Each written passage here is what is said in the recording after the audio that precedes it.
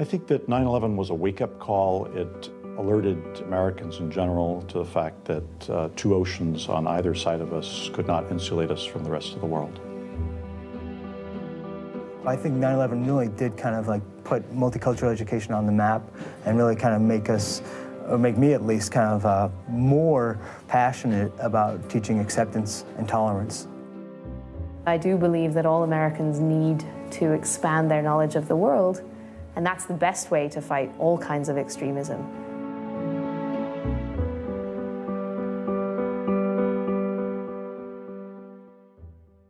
What the object was and what country it was from. Nipa Redito teaches at an elementary school at the forefront of global education.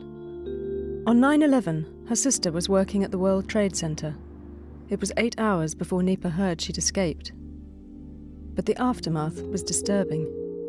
I felt like I'd almost lost my sister, and I didn't. She was totally fine, which is why she laughs every time I cry about it, because she's like, I'm fine.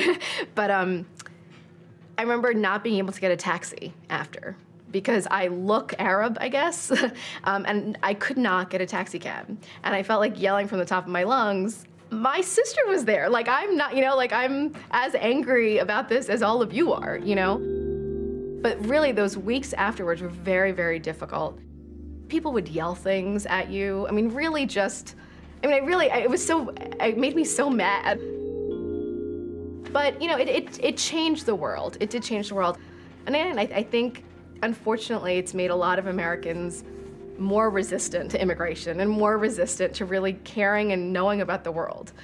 I think that it's very, very, very important for us as educators, as American citizens, to make sure that we don't start judging based on that one day. The US is arguably the most influential country in the world, central to the global economy, and has a multicultural population. But despite that, America's education system isn't known for its global focus. It's that concerns the renowned think tank, the Foreign Policy Association, which promotes global awareness in US education. American schools in general tend to reflect our national outlook, which is introspective. So there really isn't as much emphasis on international affairs, on geography and social studies as there ought to be. Since 9/11, there's an impetus to change that attitude. 20 miles east of New York City, Herricks School District is leading the way with innovative efforts to internationalize the curriculum and foster truly global citizens. Although the majority of students at the high school are white or Asian American, altogether there are over 100 nationalities, speaking 69 languages.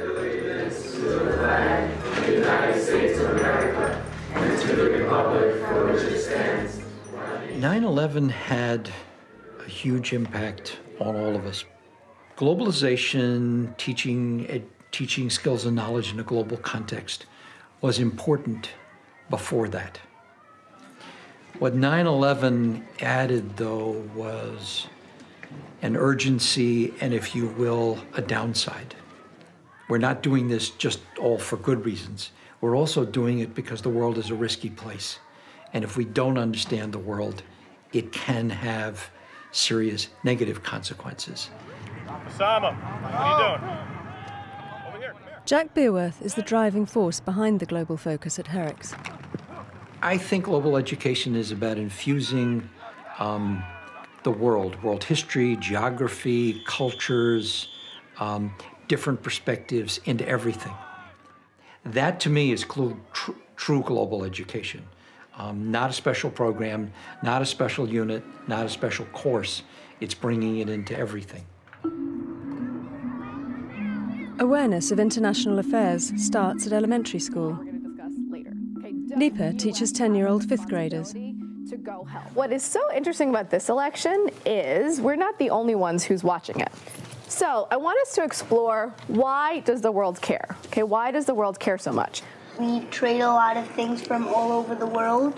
So basically, like, we have links with all countries. Like, we take stuff from some countries, give to other countries. So basically, we're linked to the entire world. Absolutely, and I couldn't have said it better myself. There are a ton of reasons why people care. Trade, military, economy, right? All of those things are interconnected. One of the biggest reasons they care is that idea, again, we're going to revisit that idea, that we're a model for democracy. It is so important for them to be introduced to this early. I think, and rightfully so, I think this is done a lot in middle school and high school, but a lot of people don't think elementary school kids can really handle it. And I think they can, because I think if we say, you know, we emphasize math and reading in elementary school, so the kids grow up knowing that math and reading are important. If we don't emphasize this on the elementary level, they're not ever, I think, really gonna own how important it is. So what we're gonna talk about is actually a place in this world right now that's actually going backwards. And they right now have a system where there is one person, one vote. But they're saying it's not working for us, and they wanna go backwards. In Thailand, they're saying that farmers have always had a chance to vote. And that because there are so many farmers, they tend to vote for the same person. Because if I'm a farmer and you're a farmer and you're a farmer and you're a farmer, we're all gonna kind of want the same type of thing, right? So if the government says, we'll give you free health care, which means you can go to the doctor and not pay anything, we're all gonna say, great, we all want that, right? So we're gonna vote for the president that says that.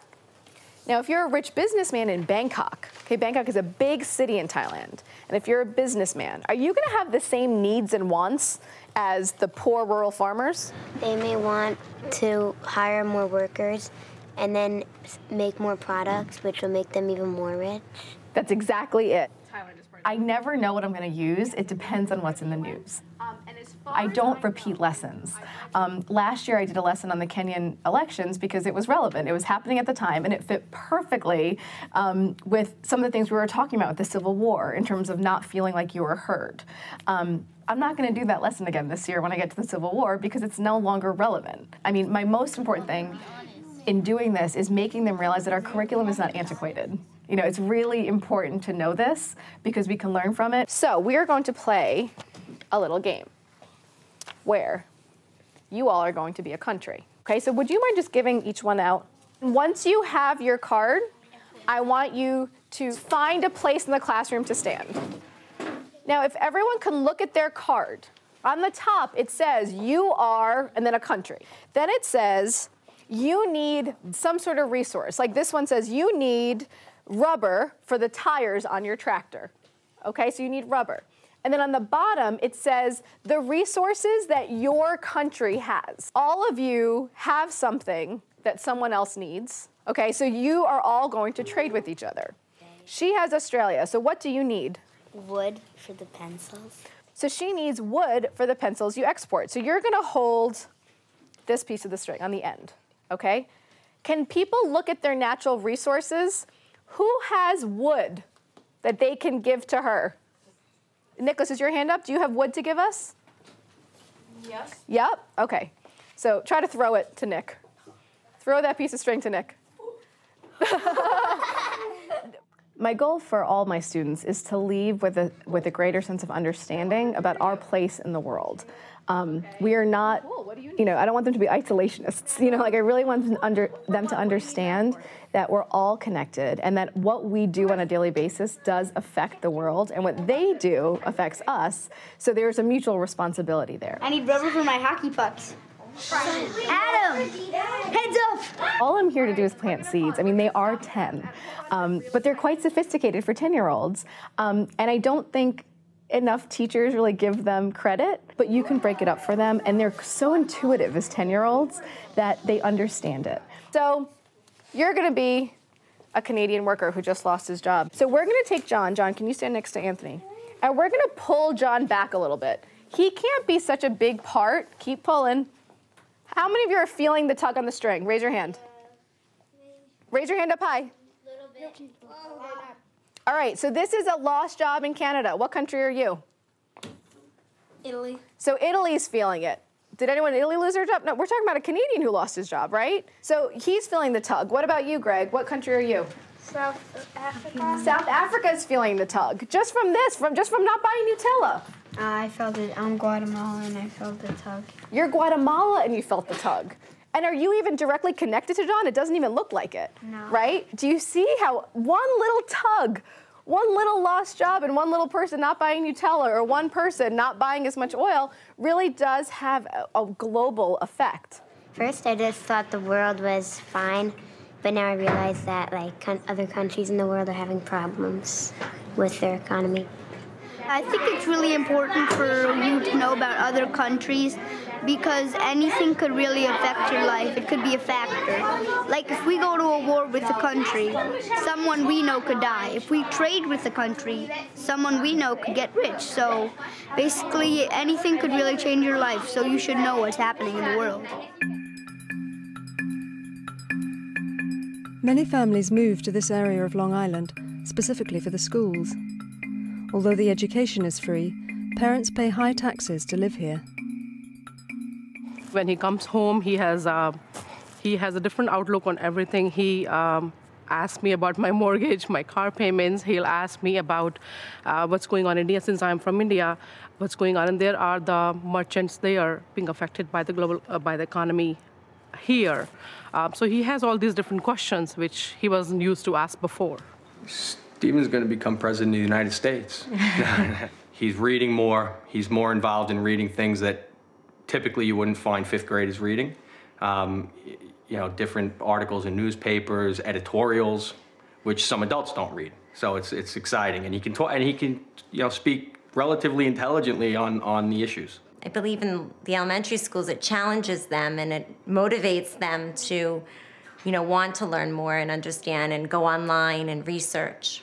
It adds to them, what's the ultimate goal is for them to think critically. And they, the way she presents things in the classroom, they're learning critical thinking skills, and that's really what education's about. Over at Herricks Middle School, learning another language is seen as central to global education. Papel e mate viene de México. Viene de México. ¿Dónde está México? Voluntario, por favor. Señorita? Bueno, ahora toca la pizarra 2 veces.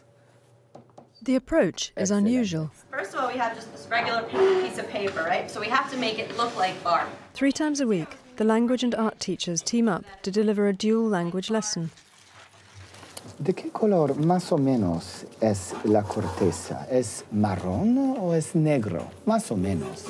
Marrón. ¿Marrón creo que sí? Sí, estoy de acuerdo. Bueno, ¿y qué es esto? ¿Es lápiz? No. ¿Es papel? Papel. ¿De qué color es el papel? Rosado. ¿Rosado? Sí, ¿es papel rosado o rosado papel? Rosado papel. Creo que no. Es papel rosado. So at first they may think, well, this is bizarre. What are you doing in here? It's the art room. But they get used to it quickly. Some of the shyer kids who in the classroom setting may not ever raise their hand unless I call on them. Well, here I'll just come up to the table and chat with them a little bit.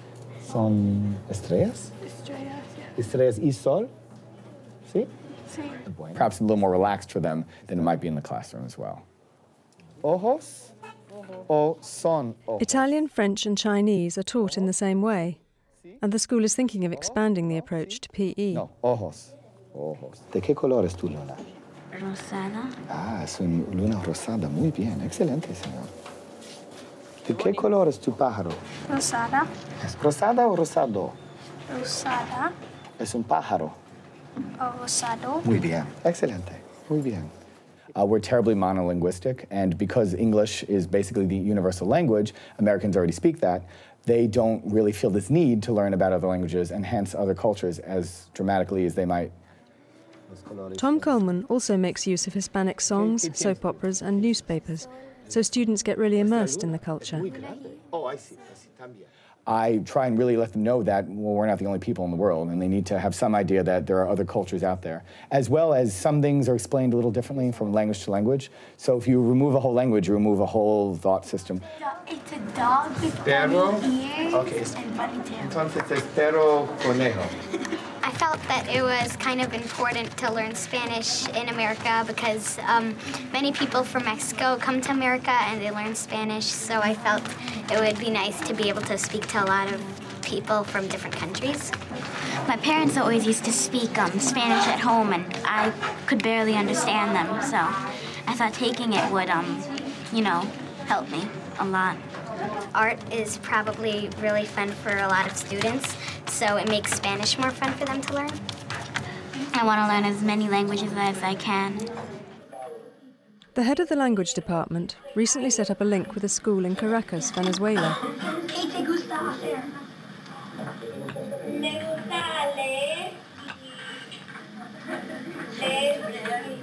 Such international links are even more important since September the 11th. I think that 9/11, one of the biggest things that it brings to national attention is the incredible need for people who speak different languages. It's still, unfortunately, a very controversial thing in this country. Obama just mentioned it in one of his speeches, the importance that he thinks that everybody in this country should learn another language. And people got upset. People misinterpreted. People thought that was saying, you know, maybe English is not so important. Other languages are important. No language is any more important than any other. But it is important to know more than one, so that we're not just always talking to ourselves. We're communicating to people around the world, and we're able to understand different feelings and different perspectives. And a lot of conflicts come about when you don't understand other people's belief systems and perspectives.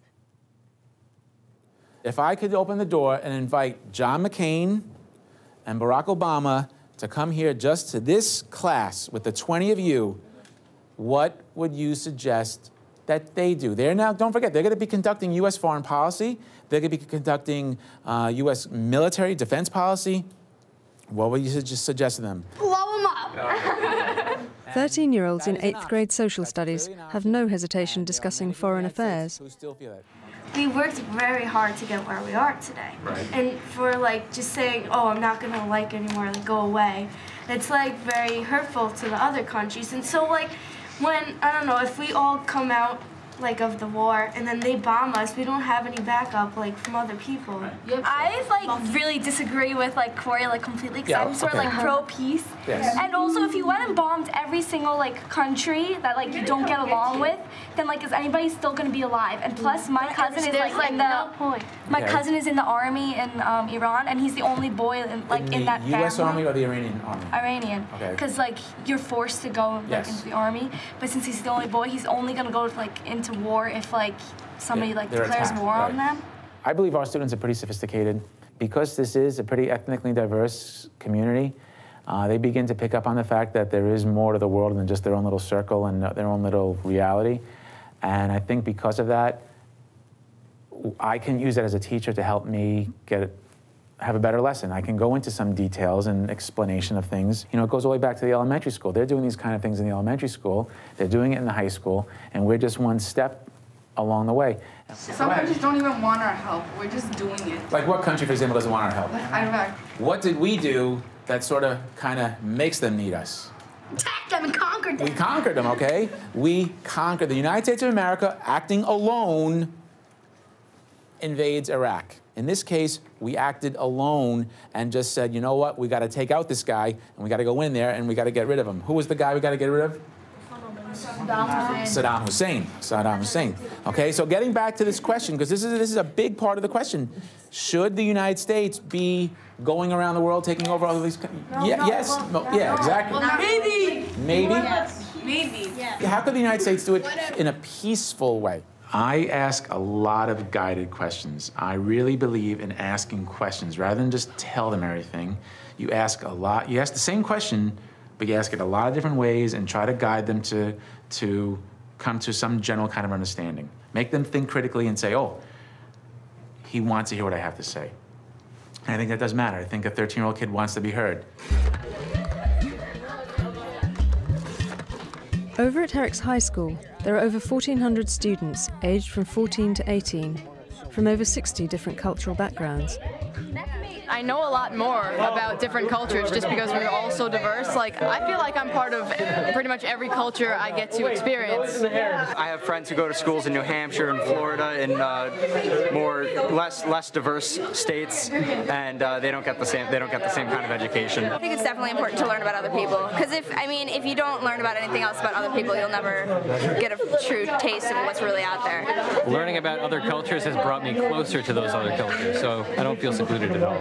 Discussing the Israeli-Palestinian conflict was always hard because, as opposed to my old school where it was solid pro-Israel, here we have people of all different perspectives.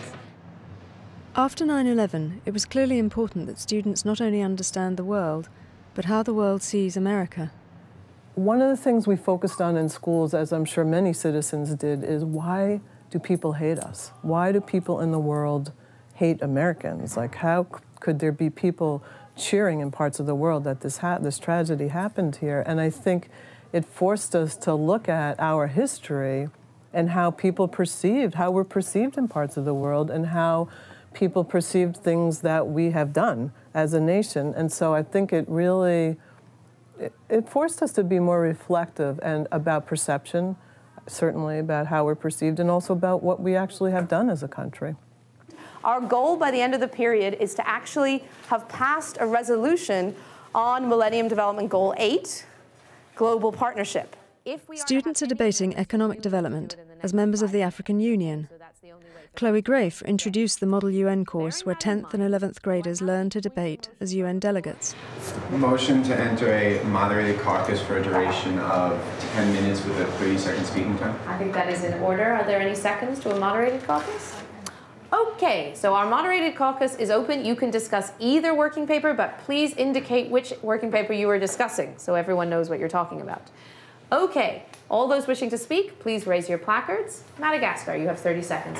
Madagascar believes that Working Paper 1.2 does not provide ways to actually get fair trade and all the African nations to come together. It provides what they want to happen, but not how they will achieve it. Mauritania completely disagrees with the previous speaker. Resolution 1.2, as you see, is completely comprehensive in what it's trying to address. It addresses the two main issues that must be acknowledged in order for MGG number 8 to be accomplished. About 6 weeks ago, they had no experience with Model UN at all. And so the fact that they were able to be this articulate, I really feel that was a learning experience that helped their public speaking skills, their ability to think on their feet, their ability to synthesize very complex information very fast, and then also the challenge of being an African nation, dealing with the challenge of how to be part of the global trade network. With the current economic crisis in the global community, I think we think that it's going to be very difficult to convince any country to start trade with these what seem like unstable nations.